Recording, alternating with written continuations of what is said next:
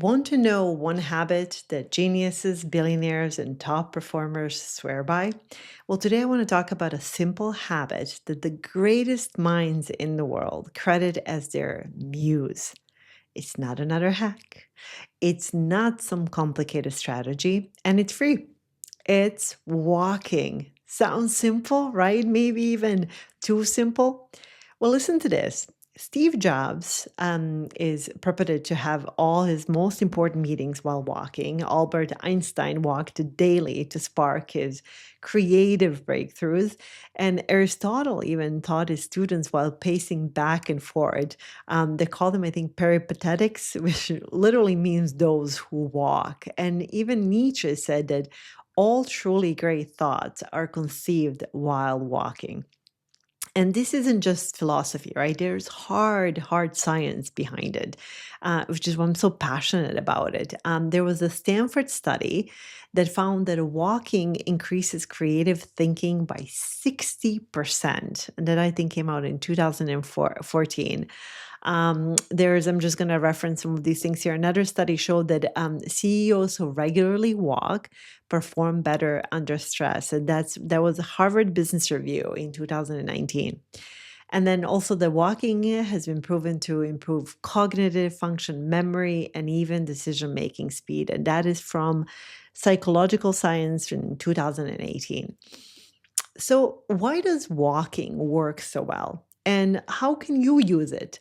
Not just to clear your head, but to actually solve problems, spark ideas, and move your life forward. Well, let's break it down. Advice mixed with some hardcore science, with some great stories. I absolutely love it. So, let's walk to think smarter. So here's how the greats really do it. Walking is not just exercise, right? It is a cognitive tool. As walking forces your brain to operate differently than when you're sitting still. So going back to Steve Jobs, when he used it for high stakes decision making, he held walking meetings instead of sitting across from people in an office very often, and that's because moving lowers social tension very often. It also sparks deeper conversation. I read somewhere that Mark Zuckerberg and Jack Dorsey do the same.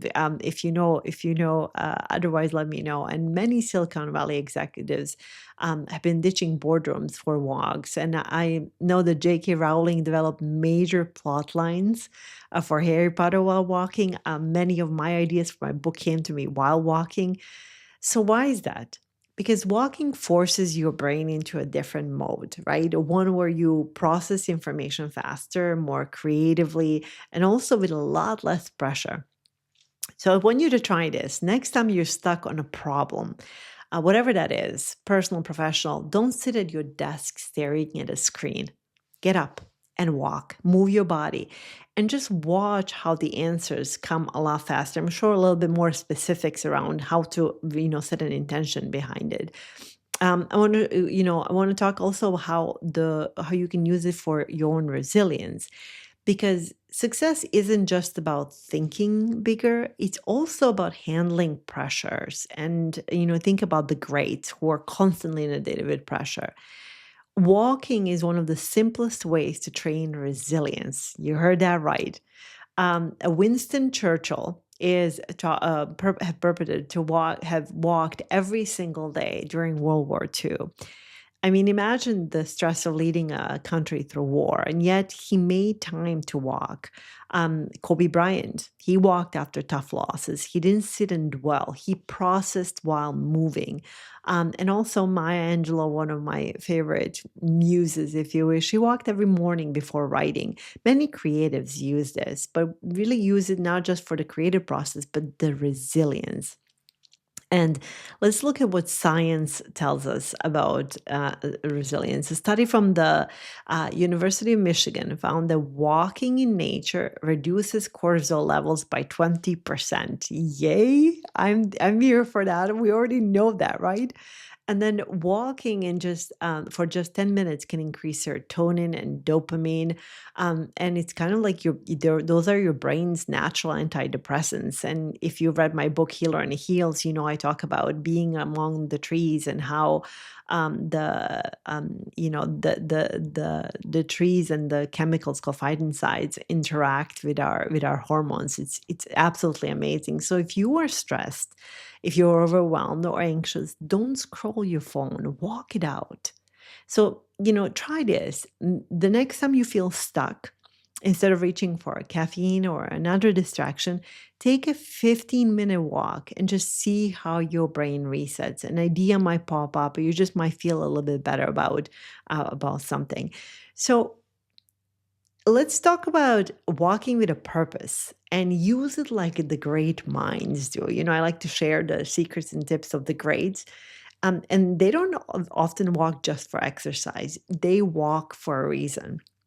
And I want to bring in here my dear friend Michael Gelb, who wrote the book How to Think Like Leonardo da Vinci. He's also author of Walking Well, which is in my dining room table. And he talks about the walking to surround yourself with the right influences. And even if you're alone, you can walk with the wisdom of the greats. So here's how. By the way, please get Michael's book. It's just so absolutely brilliant, and I can't say enough about it. So number one, walk with words. Before you walk, read something powerful. Let it sit in your mind as you move. Number two, you can walk with voices. So listen to a great podcast or an audiobook, then whatever it is. Then walk with imagination. Picture someone who inspires you to walk beside you. What would they tell you? Have an imaginary conversation and see where your brain takes you. What advice would they give? And then lastly, number four, walk with reflection.